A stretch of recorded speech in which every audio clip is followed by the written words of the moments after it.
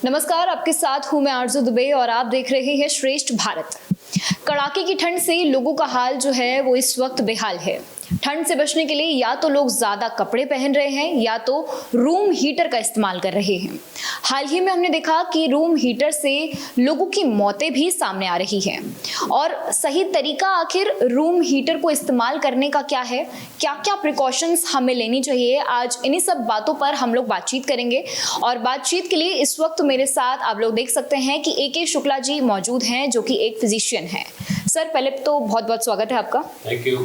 Sir, पहला सवाल मेरा यही होगा कि रूम हीटर का इस्तेमाल करना, वो भी ठंड में, विंटर्स में बहुत ज़्यादा कॉमन है, तो ये खतरनाक क्यों है?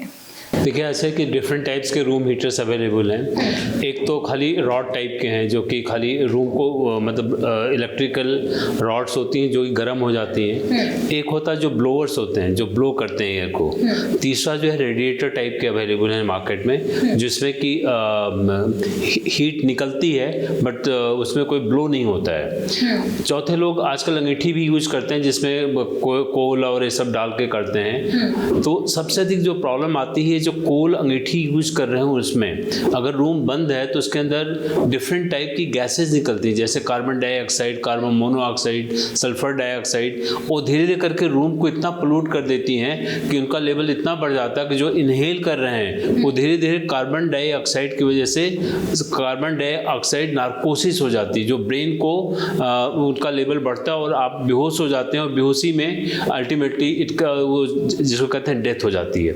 तो ये बहुत कॉमन है गाँव की तरफ या जहाँ पर कि थोड़ा सा रूरल एरिया है जहाँ लोग यूज़ कर रहे हैं। तो उनके लिए एक सलाह ये है कि जब भी इस टाइप की कोई चीज़ यूज़ करते हैं, जैसे अंगीठी जलाएं या कोयला जलाएं, कुछ चलें, तो रूम की खिड़कियाँ जरूर खुली होनी चाहिए और अपने से काफ़ी दूर रखें। ऐसी जो जगह रखें जहाँ पर हवा आए तो ये धुआं निकलता जाए। रूम के अंदर धुआं नहीं होना चाहिए, स्पेशली जब बच्चे वहाँ पर हों तो रूम को बिल्कुल ही कोजी करके वो आप बाहर हटा देना चाहिए, लगा के उसको रात को नहीं सोना है। एक बार रूम गर्म हो जाए उसमें फिर बच्चों को मतलब उस चीज़ को बाहर कर दीजिए।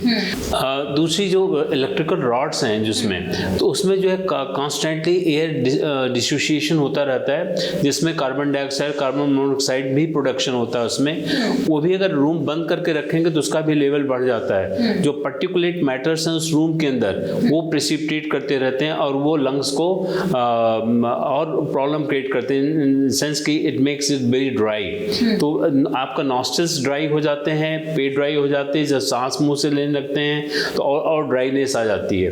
तो स्पेशली जो ब्रोंकियल अस्थमा वाली पेशेंट हैं जिनको कफ एंड कोल्ड है, जिसका नॉस्ट्रल्स निकल रहे हैं, तो सब ड्राई हो जाता है। उसमें प्रॉब्लम आती है कि बच्चे जो है उंगली डाल देते हैं नाक में या बड़े भी डाल देते हैं, या फिर जिसको ब्लड प्रेशर की प्रॉब्लम है वहाँ से फिर ब्लड निकलने लगता है नाक के थ्रू। तो इस सीजन में बहुत कॉमन देखा गया कि लोग जो है आते हैं ब्लीडिंग फ्रॉम नोज, और वो एक बहुत बड़ी समस्या है। और बाकी जो रेडिएटर वाला रूम हीटर है स्टिल इज सेफ, लेकिन यह है कि अपने से जहाँ भी रहें, रूम बड़ा हो तो वहाँ यूज करें, और करें तो बीच बीच में रूम में फ्रेश एयर जरूर आनी चाहिए। उसमें भी प्रॉब्लम्स आती हैं, वो ड्राइनेस सबसे बड़ी प्रॉब्लम है ड्राइनेस की, जिसकी वजह से ब्रोंकियल अस्थमा, COPD और जो नॉस्ट्रल्स का ड्राइनेस है, आई ड्राइनेस है, ये सब होता है, जिसकी वजह से आप बाहर निकलेंगे अगर ड्राइनेस एरिया से तो आपकी आंखों में करकरी सी आएगी, आंखों से पानी आएगा, और अस्थमेटिक जो है उनका कफ बिल्कुल ड्राई हो जाता है, उनके लिए सांस लेना मुश्किल हो जाता है। तो जब भी आप कोई रूम हीटर यूज करें ये जरूर इंश्योर कर लें कि वो चारों तरफ से बंद ना हो। दूसरा, उसमें एरिएशन जरूर होनी चाहिए, मतलब कहीं ना कहीं से हवा आनी चाहिए और हवा का आना जाना लगा होना चाहिए। रूम ही खाली गर्म करें और बाकी चीज़ों को, और अगर हो सके तो रूम के अंदर एक पतीली में या एक बाल्टी में पानी भर कर रख लें, जिससे कि ह्यूमिडिटी रूम की बनी रहे, ड्राइनेस बहुत नहीं होना चाहिए। सर, जैसे कि आपने अभी बताया कि रूम में वेंटिलेशन होना चाहिए, मतलब हवा आती रहनी चाहिए। अगर हीटर का इस्तेमाल करते हैं तो बेसिकली क्या होता है कि रूम में ऑक्सीजन लेवल कम हो जाता है और हाँ, गर्माहट बढ़ जाती है। तो ये जो जैसे डेथ हो रही है बहुत सारी, ये कौन सी एज ग्रुप के लिए सबसे ज़्यादा खतरनाक है? देखिए, आपने बहुत सही सवाल पूछा। ये सबसे इम्पोर्टेंट है छोटे बच्चों के लिए और ओल्ड एज के लिए। ओल्ड एज और छोटे बच्चे, उनका रेस्पिरेटरी सिस्टम बहुत ही नाजुक होता है और कंप्रोमाइज होता है। तो बच्चों का भी जो अगर हॉट रूम में सो रहे हैं जहाँ कार्बन डाइऑक्साइड बढ़ी हुई, जहाँ ऑक्सीजन कम है, तो वो सोते सोते वो बेहोशी की हालत में चले जाते हैं और पता भी नहीं चलता कब क्या हो गया। ऐसे ओल्ड एज में है कि उनको इनिशियली तो ड्राइनेस होता है, सांस फूलने लगती है और धीरे धीरे करके उनका भी लेवल जो है ऑक्सीजन का कम होता है और कार्बन डाइऑक्साइड बढ़ने लगती है। उसमें बहुत सारे स्मोकर्स होते हैं, फिर पोल्यूशन लेवल्स इतना अधिक है। तो इन सब कारणों की वजह से ये 2 एज फैक्टर ऐसे हैं जिनमें सबसे अधिक हानिकारक है। सर, जैसे कि अभी आपने सिम्टम्स की बात की कि बच्चों में और बुजुर्गों में होता है, तो वो बेहोश हो जाते हैं, तो क्या उन्हें ऐसे फील होता है, कोई ऐसे सिम्टम होता है जिसकी वजह से वो उन्हें पता लगे कि हाँ कुछ महसूस हो रहा है, सो दैट कि वो हीटर को बंद कर दें? उसमें यही होता है कि जैसे ऑक्सीजन लेवल कम होगा और कार्बन डाइऑक्साइड बढ़ेगा, आप लंबी लंबी सांस नहीं लेंगे, तो ऐसे लगेगा आपको सफोकेशन हो रही है। जो जैसे आपको सफोकेशन महसूस करें, आप तुरंत रूम से बाहर निकल जाएं या हीटर को बंद कर दें और खिड़की के सामने खड़े होकर फ्रेश एयर लेना शुरू कर दें। लंबी लंबी सांस लें, जिससे कि जो भी आपने कार्बन डाइऑक्साइड इनहेल किया है उसको एक्सहेल आउट कर लें और आपने ऑक्सीजन सिचुएशन को मेंटेन कर लें। जिन लोगों को नहीं पता लग पाता है कि बहुत अनईजी हो रहा है, वो नहीं झेल पा रहे हैं, तो उनकी मौत हो जाती है, इसके पीछे क्या कॉज है सर? उसका कारण ये होता है कि they are not very sensitive people. Otherwise किसी को भी थोड़ा भी सफोकेशन होगी तो इमीडिएटली पता चलता है कि उनको सांस लेने में तकलीफ हो रही है। और ऐसे में उन लोगों को होता है जैसे क्रॉनिक जो COPD वाले केसेज हैं, जिनको अस्थमा की पुरानी बीमारी है, जो क्रॉनिक स्मोकर्स होते हैं या जिनको लंग की और बीमारियां हुई, इंटरस्टिशियल लंग डिजीज, ये सब जो हैं, उनको इतना अच्छी तरह से पता नहीं चलता कि कितना सफोकेशन हो रहा है, क्योंकि उनको हरदम लगता है कि सफोकेशन हो रहा है। तो ऐसे में क्या होता है कि कार्बन डाइऑक्साइड जैसे बढ़ेगा वो बेहोशी की हालत में चले जाते हैं, फिर अपने को एक्सप्रेस नहीं कर पाते कि हो क्या रहा है। अगर कोई ऑब्जर्वेंट वहाँ पर बैठा नहीं है, उनको देख नहीं रहा है या बात नहीं कर रहा है, तो बता भी नहीं पाएंगे हुआ क्या, क्योंकि वो जैसे CO2 का लेवल बढ़ेगा ब्रेन में, आप कंफ्यूज हो जाते हो, आप अपने को एक्सप्रेस नहीं कर पाते हो, अपने सिम्टम्स को बता नहीं पाते हो। कई बार तो ऐसा होता है कि आप गिर पड़ते हो वहाँ पर, कोई भी नहीं अगर, तो उसी में धीरे धीरे करके you land up with the death. Sir, room heater की जगह पे हमारे पास कोई और ऑल्टरनेटिव है कि हम उसको यूज़ करें? देखो, उसमें एक ही चीज़ है कि रूम हीटर तो जैसे अब AC है, अब AC तो सब कोई अफोर्ड नहीं कर पाएंगे। रेडिएटर वाला रूम हीटर्स जो होते हैं वो स्टिल थोड़े से सेफ होते हैं, इन द सेंस कि उसमें बहुत अधिक कार्बन डाइऑक्साइड ये सब नहीं निकलती है और ऑक्सीजन सिचुएशन भी कम नहीं होती रूम की। तो रेडिएटर वाले थोड़े बेटर हैं, बट कोई भी रूम हीटर करें लेकिन रूम गर्म करके उसको ऑफ कर दें। उसको कंटिन्यूस उसमें प्रोग्रेस में मत रखें कि रात भर चलता रहे और हम सोते रहें। तो उससे अच्छा है कि अपने अच्छा उलन क्लॉथ्स पहनिए, रजाइयाँ ओढ़िए, जो कुछ है, रात को सोते समय रूम हीटर ऑन करके मत सोएं।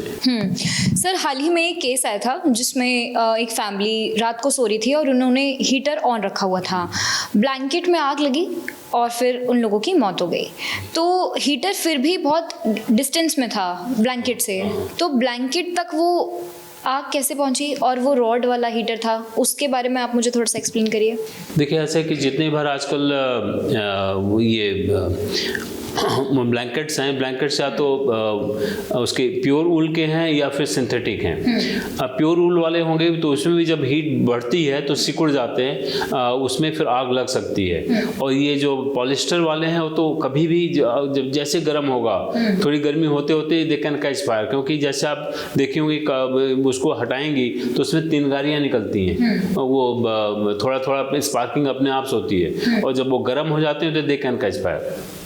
तो जैसे आप कपड़े उतारें, कोई भी पॉलिस्टर कपड़े उतारें, रात को देखें तो छोटी छोटी वो जो है वो इलेक्ट्रिक स्पार्क्स निकलते हैं। So they are sufficient to catch a fire for this synthetic blankets. और मोस्टली जो है जितने भर आजकल आ रहे हैं सब सिंथेटिक हैं और पॉलीमर्स हैं जो which can catch fire very well. Suppose किसी पर्सन को कोई डिसीज है, क्या उसके लिए भी खतरनाक उतना ही रूम हीटर है जो एक नॉर्मल पर्सन के लिए है?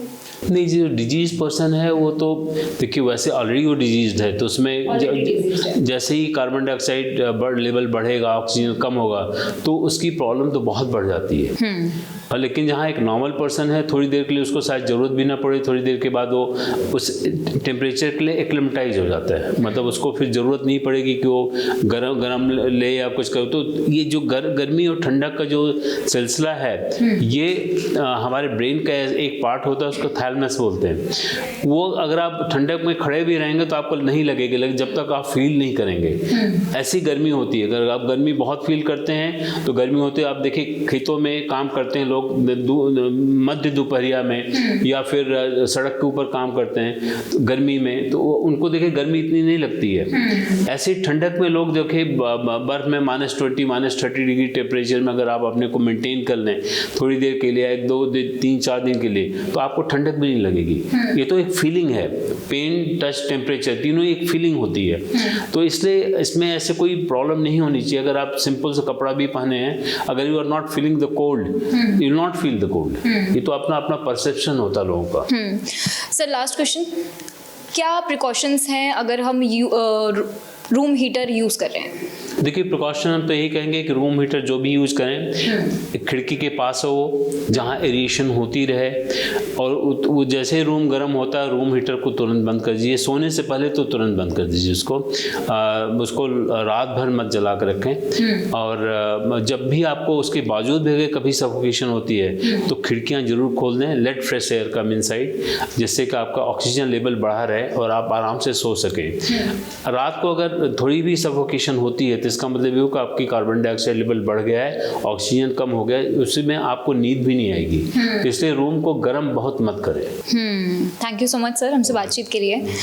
तो जिस तरीके से डॉक्टर ए.के. शुक्ला जी ने बताया कि क्या क्या प्रिकॉशंस हमें रूम हीटर को इस्तेमाल करते वक्त लेनी है और रूम हीटर इस्तेमाल करने से पहले भी लेनी है, तो जिस तरीके से उन्होंने बताया तो आप भी उन सभी इंस्ट्रक्शंस को फॉलो करें सो दैट कि आप भी उस चीज़ को फेस करने से बच सकें।